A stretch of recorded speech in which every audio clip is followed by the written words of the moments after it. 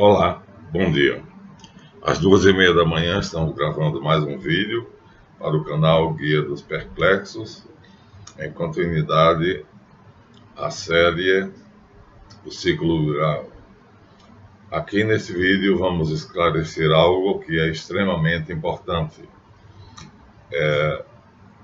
Vamos mostrar que enquanto os romances de cavalaria, cantados por Chrétien de Troyes, exaltavam ora os feitos de Arthur e ora os feitos de Carlos Magno, como a Chanson de Roland, um outro personagem que tinha sido educado junto com ele em Provença, sul da França, na região de Marselha, quer dizer, Marselha na região de Provença, e então ambos, Wolfram von Eschenbach, trovador, e Chrétien de Troyes, trovador, haviam estudado numa região da Provença chamada Marselha, e aqui nós temos as canções de gesta cantadas por Chrétien de Troyes, muito famosas e divulgadas, La Chanson de Roland, e os feitos de Galahad, o episódio de que o rei Arthur, não tendo encontrado a sua esposa em casa, no palácio, vai até os jardins do palácio e, para surpresa dele, a certa distância, ele encontra Guinevere nua ao lado de Lancelot, seu melhor amigo, e isso é uma canção de gesta cantada por Chrétien de Troyes, exaltando Arthur, e quando Arthur vê, percebe que os dois o traíram, estão nus, debaixo do sereno da madrugada, e tinham acabado de transar. E aí Arthur tira a espada e pretende cravar em ambos, nessa canção, que é A Espada Excalibur. É o título do poema. E aí Arthur decide, então, num ato de extremo desespero, cravar a espada entre o corpo de ambos e dá as costas e volta para o palácio. Quando eles dois acordam, percebem a espada de Arthur enfiada na terra, no solo, ao lado dos dois, nus, e eles percebem, foram descobertos. Lancelot, o grande herói, o invencível, o cavaleiro que era o campeão de Arthur, apaixonado por Guinevere, tinha traído o amigo várias vezes e, desta vez, no jardim do palácio, distantes, achando que não seriam vistos, são descobertos por Arthur. Assim, Arthur se distancia de Guinevere, considerando-a uma esposa infiel, mas não a larga, não a deixa. Ele era de uma nobreza de coração muito grande, e Lancelot passa a ser visto por Arthur como sendo, na verdade, seu arqui-inimigo, porque é um traidor. Quer dizer, canções como esta, a situação vai ser resolvida por um duelo, no qual alguém descobre que houve também, além de Arthur, e acusa Guinevere. Guinevere seria, então, apedrejada ou enforcada, e Arthur aceita a acusação. Embora ele seja o esposo traído e não seja o acusador, então ele aceita a acusação. Quem vai defender Guinevere, segundo Ordálio, é Lancelot. E Lancelot, então, seria, segundo as leis do Ordálio, se ele vencesse o campeão, que era o acusador de Guinevere, era outro espadachim de fibra, ele provaria, sim, que Guinevere era inocente. Provaria nada, né? Porque a verdade o rei Arthur tinha visto, mas o rei Arthur estava anestesiado e não queria a inimizade aberta com Lancelot. Acontece que existe um intercurso em que Lancelot briga com outro cavaleiro e é ferido mortalmente no fígado. Aí, perto do dia da batalha, Lancelot percebe que não vai poder entrar na lida, ou seja, tudo é preparado para a batalha dos dois cavaleiros, aquela batalha em que os cavalos, todos enfeitados, aquela lança enorme, procotó, procotó, procotó, vem de lá, outro de cá, os dois se batem, caem no chão, tiram as espadas. Era esse o espetáculo que ia acontecer, e Lancelot, por causa de uma briga com um outro qualquer lá, que não tinha tanta importância, termina pela consciência de culpa, enfraquecido, e recebe um ferimento no fígado. Então, aí está, agora tudo está preparado para o ordalho. Lancelot será o defensor da honra de Guinevere. Arthur sabe que ambos são culpados, mas aceita o juízo de Deus. Se Deus quiser inocentar Guinevere, então Lancelot ganhará. E se não quiser, ele terá que enforcar ou apedrejar a sua esposa, da qual ele não se afasta, mantém apenas uma frieza, vamos dizer assim, prudente. Mas sabe que Lancelot não é o cavaleiro sem mácula e sem mancha.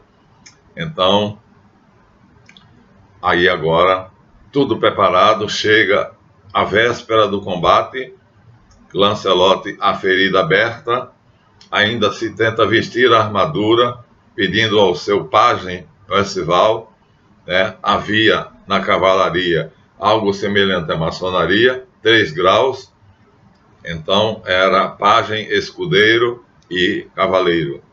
E quem faz isso, quem é essa figura para Lancelot, é Parsifal. Parsifal, então, de um dia para a noite, quando Lancelot percebe que não será capaz de combater o campeão que vai provar, sem dúvida nenhuma, porque ele doente, né, com saúde ele venceria, porque a espada dele era invencível, mas que ele perderá e Guinevere será considerada adúltera e culpada. Então ele declara que Parsifal, então, passa a ser escudeiro dele, ou seja, o promove, passa de um simples pajem, né, a escudeiro.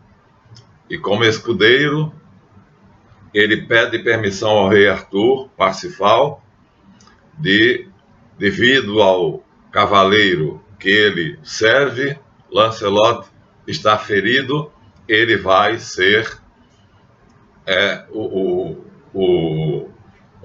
campeão, o defensor da honra de Guinevere. O que mais Arthur quer é que Guinevere seja inocentada. Ele a ama apaixonadamente. Então, Arthur faz de Parsifal cavaleiro. E cavaleiro agora com a obrigação de substituir Lancelot no ordalho, que vai provar se Guinevere é ou não inocente. Assim, apressadamente, passando por todos os graus, que levava anos, o jovem Parsifal veste a armadura de Lancelot, pega as armas de Lancelot e termina no combate, na lida de combate. Quando percebe, ele está diante do famoso espadachim, que sabe que Guinevere é culpada, que sabe que Lancelot é culpado e que gostaria de matar Lancelot na liça, ou seja, no campo de provas, mas quem ele vê à frente dele é Parsifal. E Parsifal, por incrível que pareça, depois de um duro combate, ele tem pouca experiência como cavaleiro, era apenas escudeiro, era apenas pajem, mas passa a escudeiro e a cavaleiro. Ele vence, e aí pega o lenço de Guinevere, bota na ponta da sua lança e entrega a ela. Era o símbolo da inocência dela. E assim, Parsifal passa a ser o cavaleiro que vai merecer encontrar o Graal. Esse episódio é lindíssimo e é cantado por Chrétien de Troyes. Arthur fica feliz, apesar da esposa infiel, e Lancelot, com o tempo, se recupera, vai para o mosteiro, se torna monge e eremita, se distancia do mundo envergonhado pelo seu ato de covardia, e Parsifal avulta, de repente se torna o principal cavaleiro da corte de Arthur, o campeão da Távola Redonda, e fez um ato magnífico. Isso é cantado por Chrétien de Troyes. E isso faz com que Arthur seja, né, um dos romances mais vendidos na antiguidade. Entretanto, contra essa beleza de narrativa se levanta um colega de Chrétien de Troyes, me emocionei, chamado Wolfram von Eschenbach. Wolfram começa a combater Chrétien de Troyes. Os dois foram educados na mesma escola, na região de Provença, em Marsella, e Wolfram acusa Chrétien de Troyes de estar enaltecendo quem ele não devia enaltecer, quem ele devia combater, Arthur. E Chrétien de Troyes canta a canção de Roland, a chanson de Roland. E Wolfram fica mais indignado ainda, porque Wolfram é cavaleiro do Carlos Magno. Então, Arthur, na verdade, é Carlos Magno, todos sabem disso. E Chrétien de Troyes, como mais tarde Robert de Boron e Sir Thomas Malory, estão exaltando a figura de um usurpador. Porque nós vamos recuar um pouquinho aqui, saber que Clovis foi batizado por São Remígio, e depois de Clovis teve um filho covarde, né, chamado Dagobert II, que precisou do seu general, foi mais famoso do que ele, mais corajoso do que ele, e Dagobert II tem como prefeito do palácio Major ninguém mais, ninguém menos do que Pepino Breve, e Pepino então decide usurpar o trono, ou seja, tirar o poder, a coroa dos merovingios e ficar com ela. Ele é carolíngio, mas por que ele é carolíngio? Nós vamos ver agora. Porque Pepin é o pai de Carlos Martel. E aí, mas ainda Carlos Martel não apareceu. Pepin mata Dagobert II. Uma caçada que ele convida o Dagobert para caçar. Então, Dagobert, enquanto dorme, um escudeiro dele enfia uma lança no olho dele e o mata. Aparece então o personagem da igreja, a corrupta Igreja de Roma, e aí diz que foi um acidente, e aí o bispo Wilfrid automaticamente encobre tudo isto e canoniza Dagobert II, que do dia para a noite vira santo, São Dagoberto. Tem uma capela que depois vai ser motivo da proteção de todos os reis carolíngios, para assim esconderem a sua culpa. O fato é que Carlos Martel, filho de Pepin, então se torna Major, e o Major do palácio do rei, que é herdeiro de Dagobert II, que é Childeric III. E aí Dagobert, Charles Martel tem um filho que é o Major, né? E esse filho será Carlos Magno. Então, Carlos Magno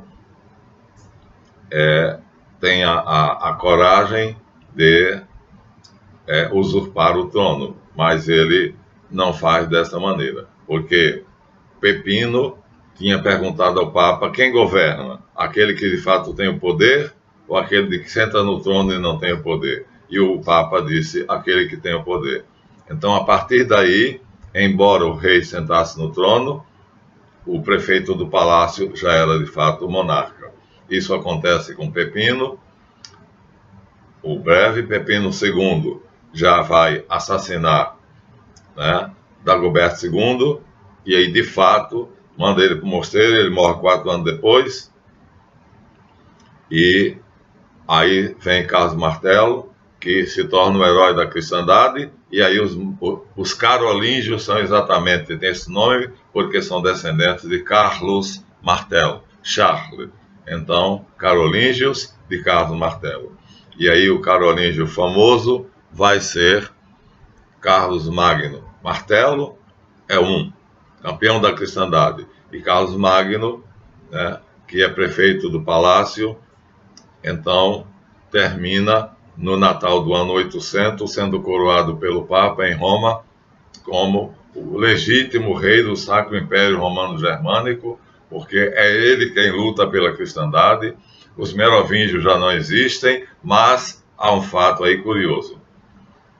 Dagoberto II, Childeric III, filho de Clovis e herdeiro do trono merovingio, aparentemente teriam sido os últimos monarcas merovingios. Porém, Segisberto IV, ainda bebê, é salvo pela irmã, que é uma princesa celta. Ele ainda bebê, ele é tirado de dentro do palácio pela irmã, é entregue a um bispo de York, e esse bispo cuida dele, educa ele no mosteiro beneditino, e ele cresce assim e fica vivo, sem que ninguém saiba, o verdadeiro herdeiro do trono. E Carlos Magno, sem saber, tem então um inimigo poderoso, um herdeiro verdadeiro do trono dos merovingios. Como é o nome dele? Segisberto IV. E Carlos Magno não sabe. Segisberto IV tem um filho que termina entrando na cavalaria de Carlos Magno com o nome de Guilherme de Gelone. Agora a coisa complicou, porque a dinastia merovingia, aparentemente extinta, agora está com um membro seu com o nome falso, Guilherme de Gelone, como sendo cavaleiro, é um dos pares da França, ao lado de Carlos Magno, que usurpou o trono dele. Ou seja, ele é súdito de Carlos Magno, de fato, mas de direito ele é herdeiro do trono de Carlos Magno. E Carlos Magno não sabe. E aí acontece que Guilherme de Gelone faz algo notável. Ele toma corajosamente, numa batalha dificílima que Carlos Magno estava evitando, postergando, ele toma a cidade de Barcelona, né, em batalhas sucessivas, onde ele age com um heroísmo fora do comum. Tudo isso está descrito aqui, é histórico, tá? Eu estou dizendo rápido, mas tudo isso está descrito nesse pedacinho aqui que está marcado.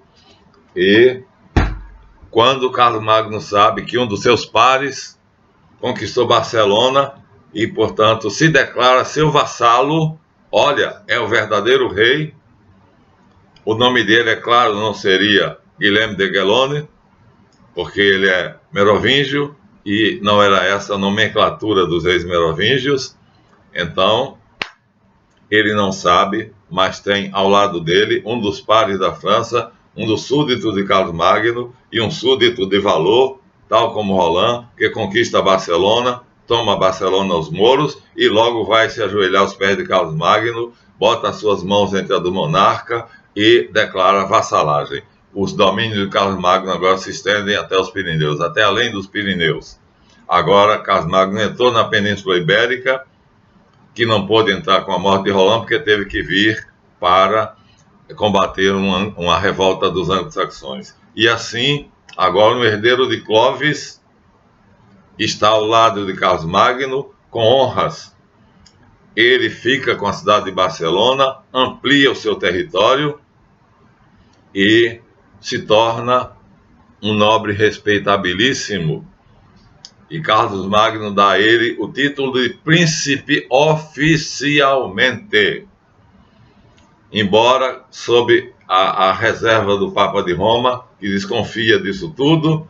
O Papa sabe, mas não tem como fazer, porque Carlos Magno era homem de atitudes.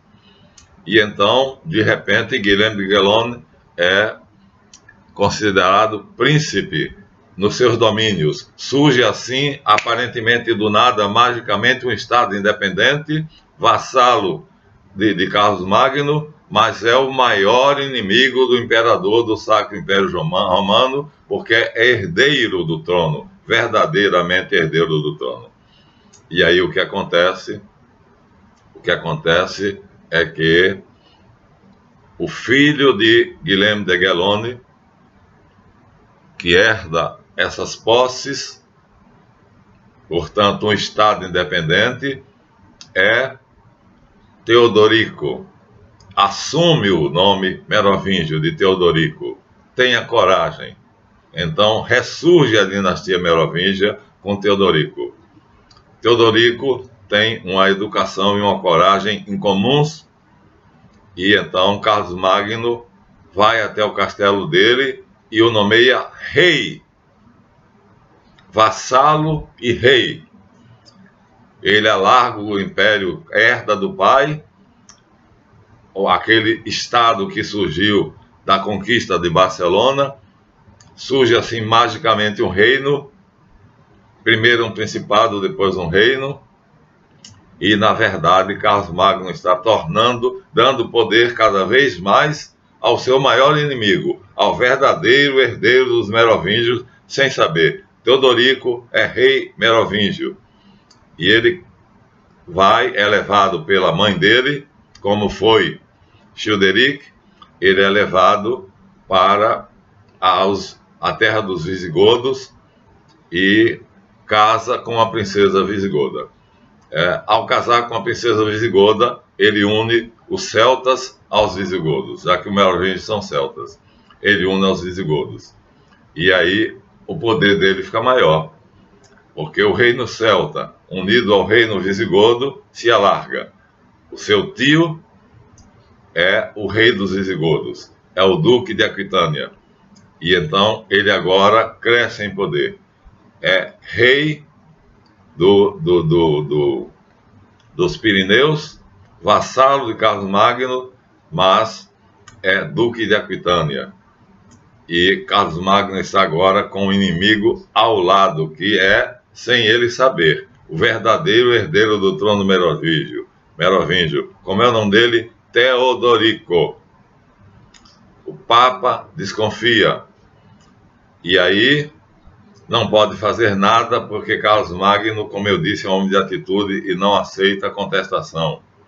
Mesmo herdeiro do Sacro Império Romano Germânico, ele acha que Teodorico, que é filho de Guilherme de Gelone, apenas assumiu um nome merovingio, mas não desconfia de nada. Ingênuo demais, já dissemos isso. Carlos Magno peca pela ingenuidade. A coisa se complica quando o califa da Babilônia reconhece e se torna amigo de Teodorico. Mas por que o califa da Babilônia se torna amigo? Era ele que foi em socorro lá do traidor que tinha sido o autor da morte de Roland. E aí ele reconhece por quê? Porque ele era ligado a um grupo chamado Assassinos. Quem assistiu o filme Assassin's Creed, o Credo dos Assassinos, percebe que os assassinos são amigos dos templários, e os assassinos têm uma missão autoimposta, que é eliminar todos aqueles que sejam contra a unificação de um grande império da Europa, que depois será unido aos muçulmanos. Então, tudo se encaixa. O califa da Babilônia é amigo dos assassinos. Assassinos é o nome Hashashin, porque ele colhia os meninos pobres de rua, levava para dentro do reino dele.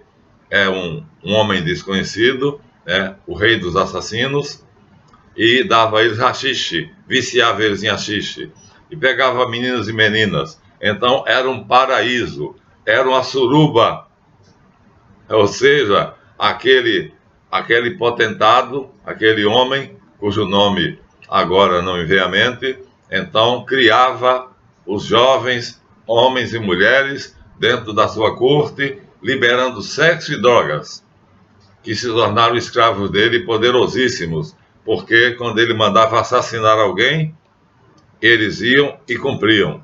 Tornaram-se agentes perigosos. E os templários, mais tarde, vão se aliar a ele. Quando tiverem inimigo, vão convidar eles, vão contratar eles para assassinar os seus inimigos. Isso vai acontecer mais tarde. Os templários ainda não aparecem.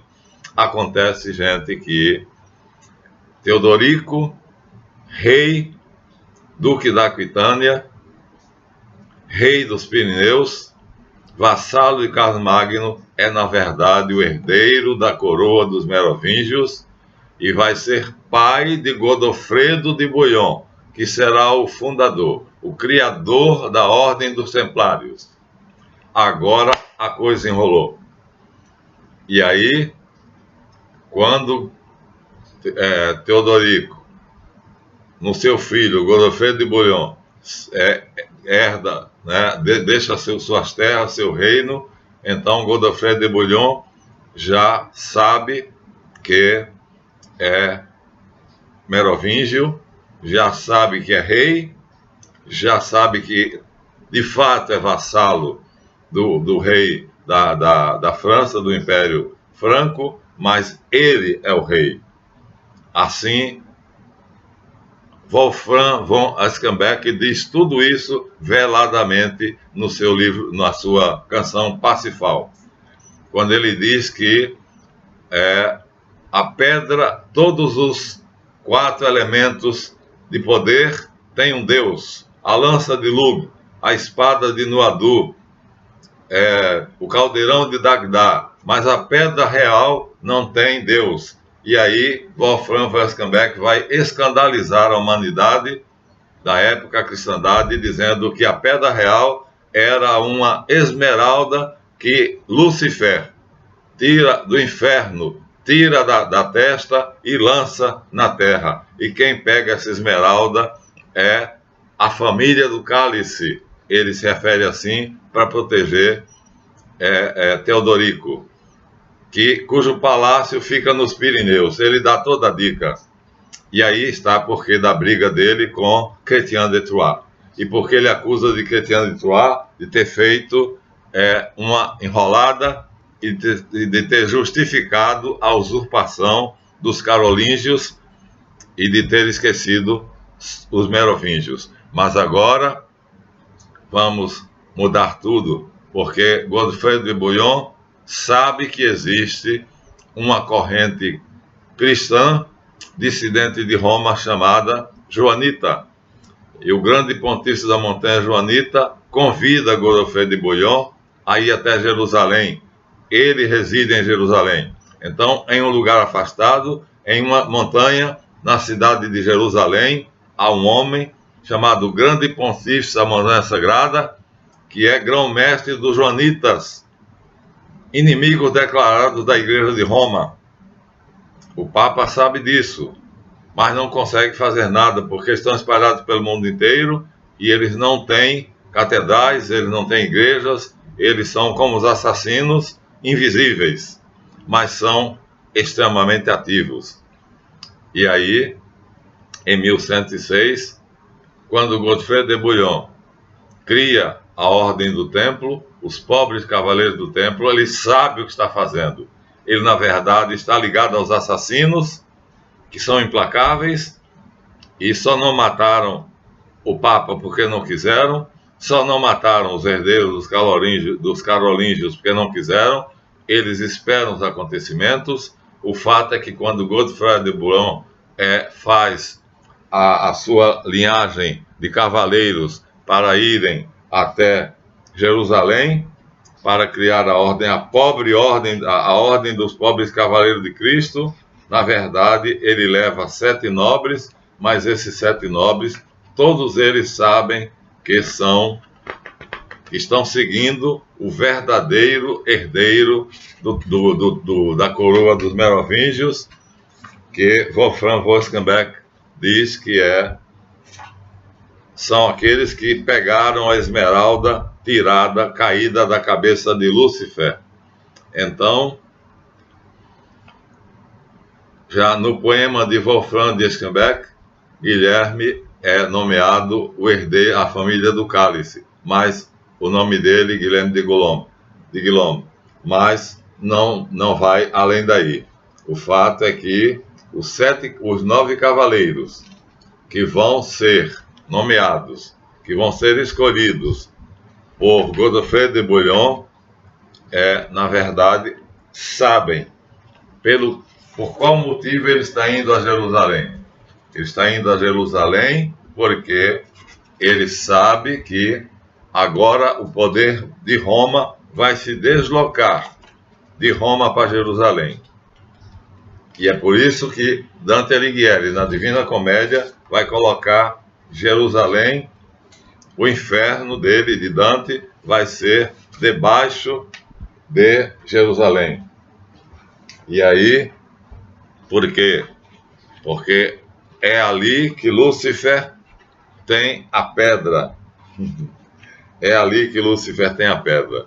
E essa pedra agora está de posse dos verdadeiros merovingios, na pessoa de Godofredo de Bouillon, criador da Ordem Templária, que não é coisa nenhuma vassalo do rei da França. Ele é rei, ele é merovingio. E aí a ida dele com a ideia de defender o Santo Sepulcro e o recrutamento dos cavaleiros que vão ser os templários, está aqui a listagem deles, vou ler, né? Ele recruta 9 cavaleiros, e esses 9 cavaleiros são Godofredo de Saint-Omer, André de Montbard, Gondomar de Gondomare, Godefroy de Godefroy, Roral de Rossal, para não confundir com Roland, Geoffrey Risol, Nirvat de Mondésir, ou Payan de Mondésir, e Arcambau de Saint-Aignan. Então, são esses os 8 nobres que acompanham Godofredo de Bouillon, que o chefia. E a linhagem vai continuar numa lista muito longa, que está aqui, mas não vou ler para vocês, que vai do ano 109 até muito longe. Assim, o falso chefe dos cavaleiros templários, dos pobres cavaleiros do templo, é, na verdade, o verdadeiro rei da coroa merovingia. E ele sabe disso. E ele está aliado ao grande pontífice da Montanha Sagrada. Portanto, ele tem a força dos joanitas e ele é amigo dos assassinos, ou seja, qualquer inimigo dele que ele mandar matar será morto. Aqui nós temos uma longa lista que vai de 1118 com Hugues de Payan, e que na verdade é o fundador nominal da Ordem dos Templários, lista dos grão-mestres regentes da Ordem dos Templários, que tem como Godofredo de Bouillon como o grão-mestre, mas Godofredo de Bouillon se esconde, e quem funda a Ordem, na verdade, quem assume a chefia da Ordem é... Perdi a lista. Então, é Payan. Então, em vez de Godofredo de Bouillon, se torna vassalo de Hugues de Payan. Hugues de Payan, então, assume a chefia dos Templários. Bernardo de Carvalho conhece a conjuração e faz às pressas a ordem, os estatutos da ordem. Assim, a grande lista que vocês estão vendo aqui, que começa com Hugues de Payan, em 1118, na verdade, em 1106, era Godofredo de Bouillon quem recrutou os 8 cavaleiros que nós acabamos de listar, sabendo que a ida a Jerusalém era deslocar o poder de Roma para a cidade santa, a cidade sagrada. Vou repetir: Godefroy de Saint-Omer, André de Montbard, Gondomar de Gondomar, Godefroy de Godefroy, Roral ou Roran de Lossal, Geoffrey Risol, Nivar de Montdésir e Achambault de Saint-Denis. Esses são os cavaleiros recrutados, sabendo o que vão fazer. Aqui não aparece Godofredo de Bouillon, porque ele vai ceder a chefia para o verdadeiro fundador, oficialmente, Hugues de Payens. Então, na verdade, os templários, os cavaleiros, os 8 são recrutados por Godefroy de Bouillon em 1106, mas, na verdade, eles só vão chegar em Jerusalém em 1118, chefiado por Hugues de Payens. E aqui nós temos a lista sequencial dos cavaleiros do Grão-Mestre da Ordem, que vai terminar com a morte injusta de Jacob Molay, morto em frente à Catedral de Notre Dame. Então, agora vocês estão sabendo que, na verdade, o verdadeiro chefe dos templários, quem os recruta, não é Hugues de Payens, nem é em 1118, é Godofredo de Bouillon, em 1106, e ele já vai para fazer o quê? Ele é rei, mas ele não tem um reino, porque os Pirineus e a cidade de Barcelona é muito pequeno.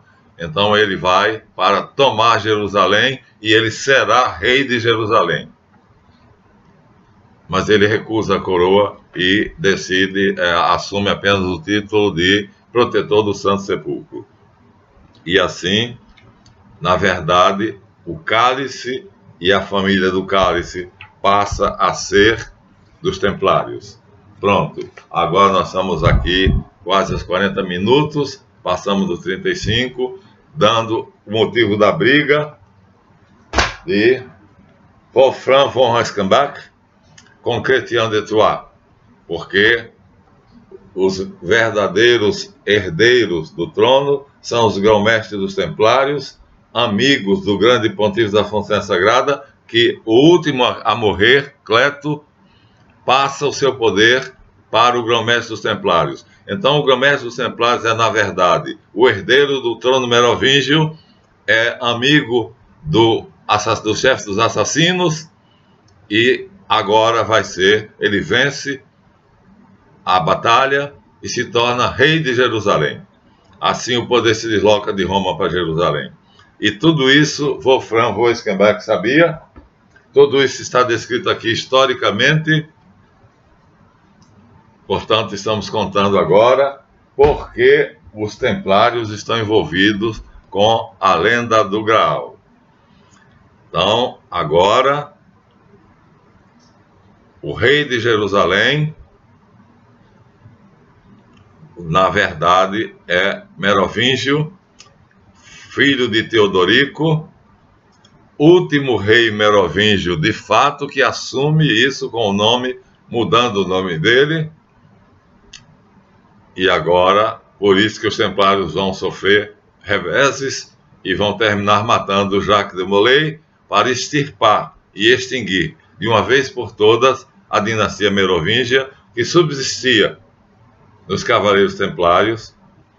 E aí vai haver a traição do rei da França, mas que não sabia.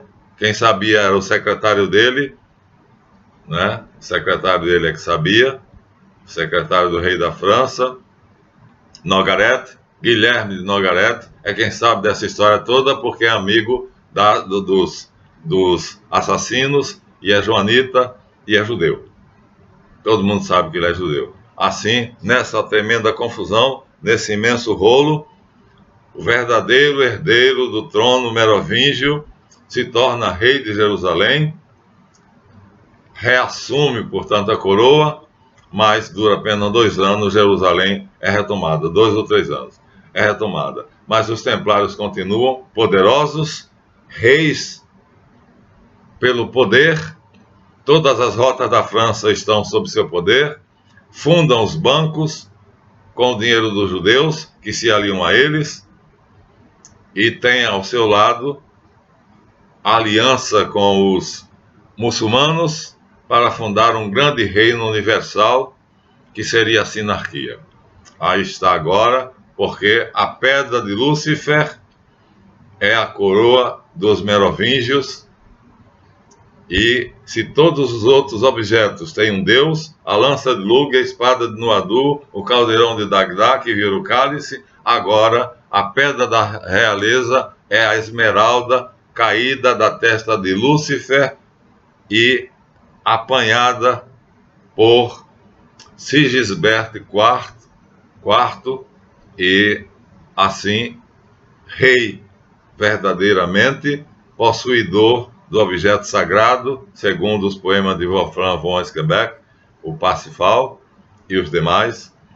E agora nós entramos na história dos Templários.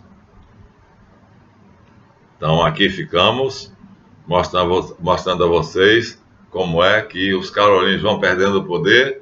Em 200 anos, do ano 800 até o ano 1000, a dinastia carolíngia desaparece.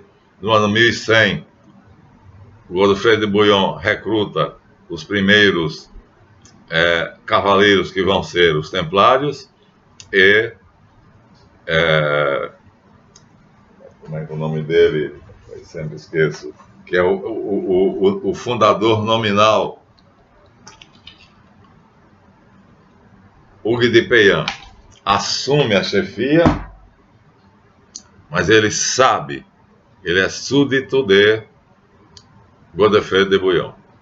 E assim é interessante, porque aquele que reina de fato sabe que ele reina em nome do verdadeiro rei. Pronto. Os templários agora são os detentores do cálice sagrado. O Graal está com os templários. A pedra de Lúcifer está com os templários. Daí os ritos templários serem a Lúcifer. Mas vocês estão escandalizados com isso? Na missa de Natal existe uma ladainha a Lúcifer. Se vocês, no próximo capítulo, vamos aqui trazer para vocês e recitar uma ladainha no meio da missa solene de Natal, honrando Lúcifer, por causa da pedra de Lúcifer. E pouca gente percebe isso. Lúcifer, vou dizer em latim aqui como é que é, e você agora, quando vir a missa de Natal, você vai ver que a pedra de Lúcifer é honrada, e ele é reconhecido finalmente por Roma como sendo o doador do poder de volta aos merovingios. Pronto, fica aqui a pedra do poder nas mãos dos templários, e a família do cálice, na verdade, se torna templária ou protetor dos templários, segundo alguns. Protegida dos templários. Aqui ficamos, até o próximo capítulo.